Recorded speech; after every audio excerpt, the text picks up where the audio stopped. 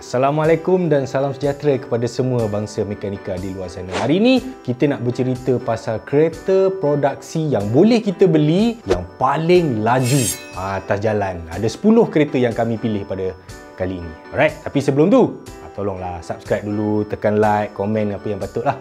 Okay?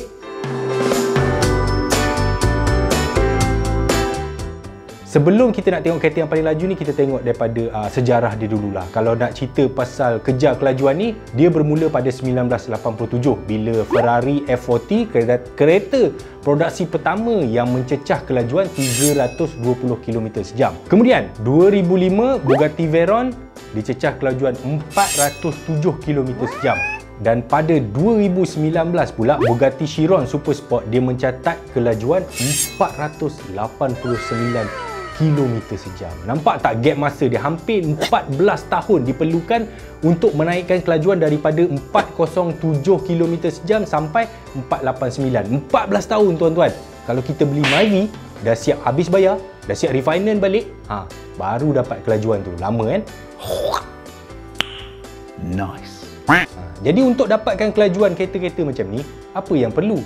Pertama, dia perlu menentang hukum fizik. Yang pertama, of course lah, dia perlukan enjin yang kuat, tayar yang memang kena bertahan dalam had laju tinggi. Mungkin dia pakai Kevlar ke apa ke. Lepas tu, rekaan dia mesti cukup aerodinamik. Sebab bila laju terlalu laju, kereta pun boleh terbang lah. Dia tak melekat lagi atas jalan raya. Hati-hati, tengok kereta Johnny, tengok kereta. Okay, good boy. 100% cintaku. Hey, hey, hey, hey, hey, hey, hey.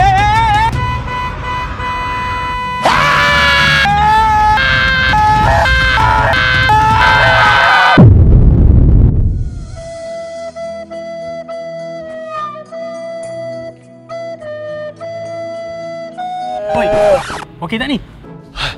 Masih hidup? Pakai berapa ni? Inilah Tresto, tahan lasak, tahan lama dan harga berpatutan.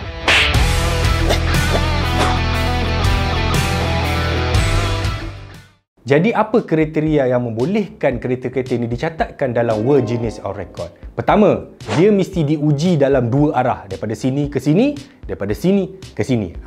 Ujian tu mesti dalam dua arah tu tak lebih dalam masa sela 1 jam. Kemudian kereta yang dipakai masa ujian ni mestilah kereta yang sama yang digunakan dalam produksi untuk jualan tu. Kemudian kereta ni juga dia mesti menggunakan tayar yang sama dengan yang digunakan pada model untuk jualan. Dan kemudian dia mesti memasang sistem GPS dan had laju ni mesti dikawal oleh pegawai rekod Guinness.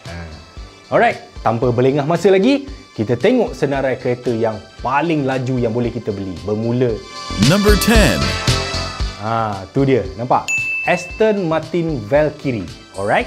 Enjin kereta ni apa dia? 6500cc V12 yang digabungkan dengan sistem hybrid KERS. Sistem hybrid tu dibuat oleh Rimac.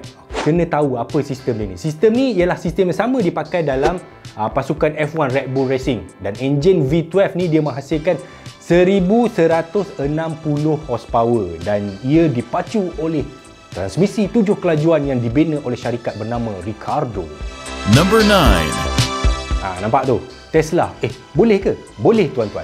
Tesla Roadster ni merupakan hypercar elektrik yang menggunakan 3 motor elektrik dengan bateri sebesar 200 kW per hour. Berapa laju kereta ni? Dia memecut 0 sampai 100 dalam masa kurang 2 saat. Dan had laju paling tinggi dia 400 km sejam. Dan bukan saja laju, dia jimat minyak sebab dia tak pakai minyak. Berapa jauh sekali cas ni?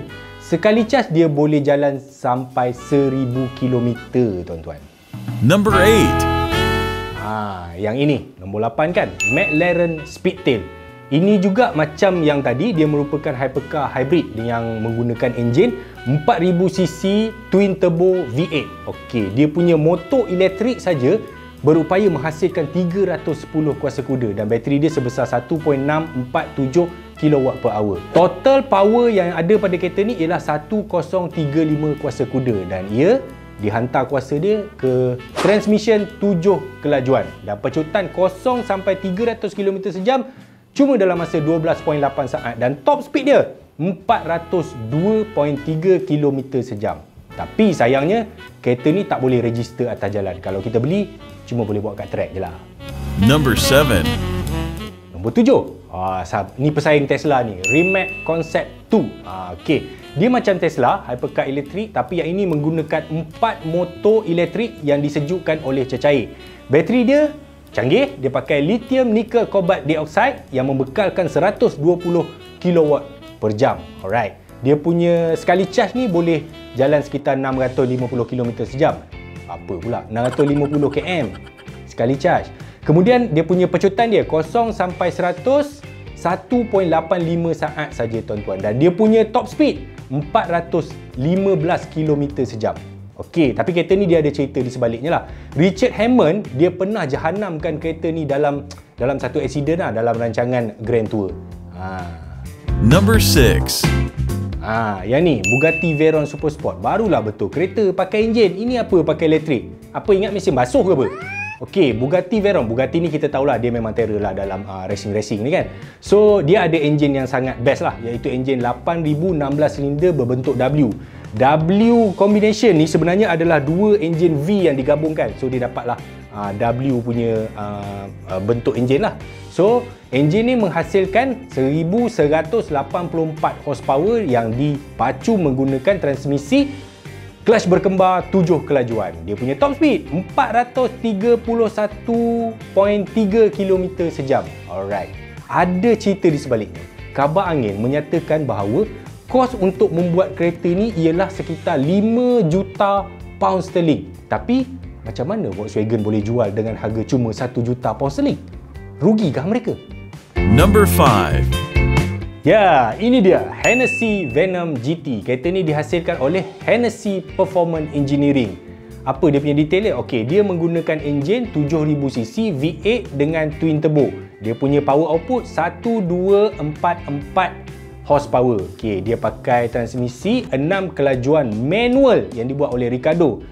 Kereta ni dia punya chassis dia full daripada karbon dan kelajuan maksimum yang dicatatkan ialah 435 km sejam mengikut data yang dikeluarkan oleh Kennedy Space Center.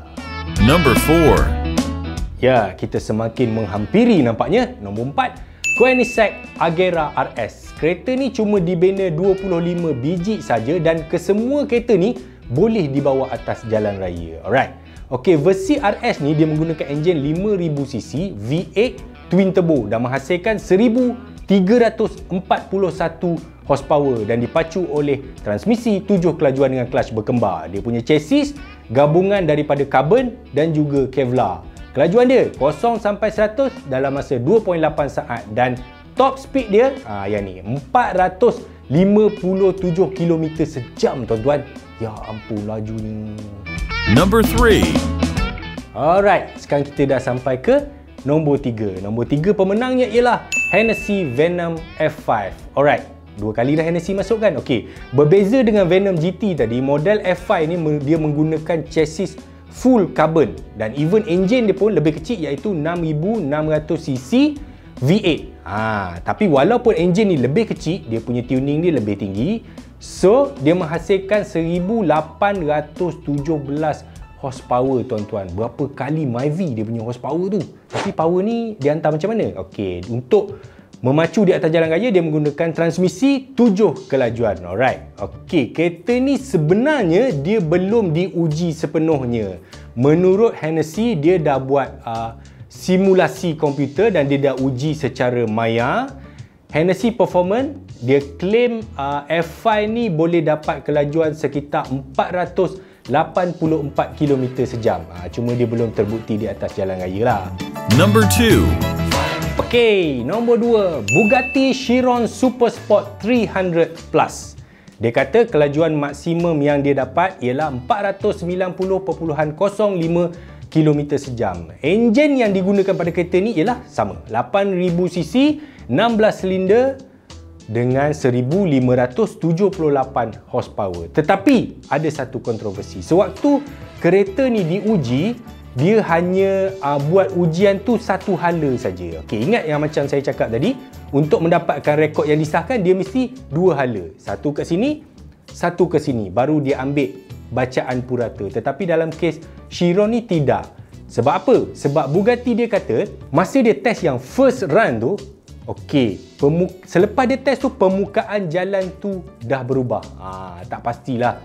Dia saja-saja je kot bagi alasan. Hati-hati, tengok kereta Johnny, tengok kereta. Okey, good boy. 100% cintaku. Hey, hey, hey, hey, hey, hey, hey.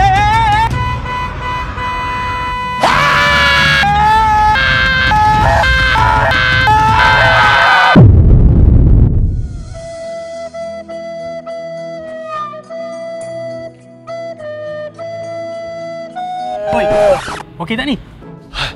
Masih hidup? Pakai benda apa ni? Inilah Tresto, tahan lasak, tahan lama dan harga berpatutan.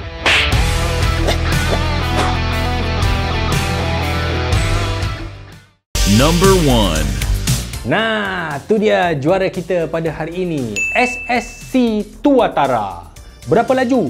508 km sejam tuan-tuan. Ya ampun, laju-laju nak pergi mana? Okey, SSC Tuatara ni dia ada satu cerita juga. Okey, dia macam Chiron tadi, dia ada kontroversi sebab mengikut pengkritik dalam industri automotif, dia kata SST ni macam tak betul je, tak munasabah je, macam palsu je. Okey, sebab dia orang buat macam so-called kajian juga, dia ukur jarak antara landmark, menganalisis enjin, dia orang check transmission, dia menganggarkan kelajuan helikopter yang buat rakaman tu. So dia kata tak munasabah kelajuan 508 km sejam ni. Tetapi data yang ada pada SSC Tuatara memang sah, rekod yang dicatatkan tu memang sah oleh SSC Tuatara. Okey, enjin kereta ni besar ke? Tidak besar sangat. Dia 5,900cc, twin turbo, cuma power dia besar 1,750cc. Okey, Chiron tadi berat dia almost 2 tan. Tapi bayangkan SSC Tuatara ni cuma seberat 1,247 kilo. Macam berat Honda Civic je macam tu dengan kuasa 1,750. Okey, dalam ujian yang dia isytiharkan 508 km sejam. Ingat tak tadi saya cakap purata kelajuan daripada kiri ke kanan, kanan ke kiri. 2 kali ujian kan? Tapi kelajuan tertinggi yang dicatatkan dalam ujian 2 arah tu ialah 534 km sejam. Wow, gila laju. Alright, so itulah dia 10 buah kereta terpantas yang wujud di dunia pada hari ini. Alright, tapi macam biasa, rekod untuk kelajuan ni sebenarnya tak pernah berhenti. Setiap manufacturer ni dia masih akan terus membangunkan dan akan buat enjin yang lebih laju dan menentang hukum fizik supaya dia dapat melawan pemegang rekod tu. Contohnya, Koenigsegg Jesko sedang diuji. Jaga SSC Tuatara. 400 km sejam. Cuba bayang 400-500 ni. Ibarat kita daripada KL nak pergi Kok Diang tak sampai sejam pun. Cepat kan? Right? Okey, itulah saja untuk kali ni. Tamatlah kita. Jangan lupa tu. Tekanlah subscribe, tekanlah loceng, tekanlah butang like dan juga komen-komen di bawah. Dan jangan lupa, iklan janganlah skip. Tengok je lah. Time-time iklan tu kan, bacalah komen.